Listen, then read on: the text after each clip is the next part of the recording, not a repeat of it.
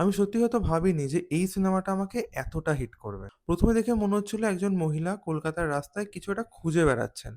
কিন্তু আস্তে, আস্তে বুঝতে পারলাম যে এই সিনেমাটা কিন্তু পুরোপুরি তার ব্যাপারে নয়। এটা ওই একটা রাত আর পার্ক স্ট্রিটের নেভারমাইন্ড নামক বারে আসা কিছু মানুষের গল্প। আর এখানেই আমার মনে হয় ডাইরেক্টর চৈতী ঘোষাল দারুণ কাজ করেছেন। মেইন স্টোরি চলাকালীনও সাপোর্টিং ক্যারেক্টারদেরকে একদমই সাইডলাইন করে দেননি। বরং তাদের struggles R day to day লাইফটাও তুলে ধরেছেন। অনেক সময় ডায়ালগসের থেকে বেশি নিস্তব্ধতাই বেশি কথা বলে।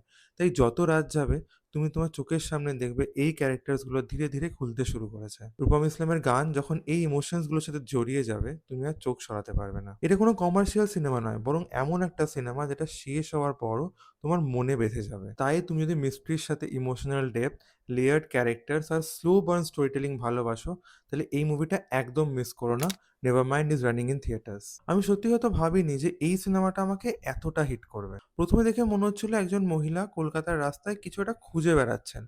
কিন্তু আস্তে, আস্তে বুঝতে পারলাম যে এই সিনেমাটা কিন্তু পুরোপুরি তার ব্যাপারে নয়।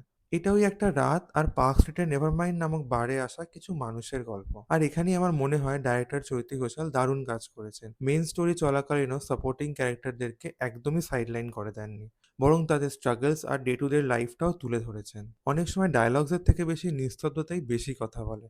তাই যত রাত যাবে তুমি তোমার চোখের সামনে দেখবে এই ক্যারেক্টার্স গুলো ধীরে ধীরে খুলতে শুরু করেছে। রূপম ইসলামের গান যখন এই ইমোশনস গুলোর সাথে জড়িয়ে যাবে তুমি আর চোখ সরাতে পারবে না। এটা কোনো কমার্শিয়াল সিনেমা নয়, বরং এমন একটা সিনেমা যেটা শেষ হওয়ার পরও তোমার মনে বেঁধে যাবে। তাই তুমি যদি মিস্ট্রির সাথে ইমোশনাল ডেপথ, লেয়ার্ড ক্যারেক্টার্স আর স্লো বার্ন স্টোরি টেলিং ভালোবাসো, তাহলে এই মুভিটা একদম মিস করো না। নেভারমাইন্ড ইজ রানিং ইন থিয়েটার্স।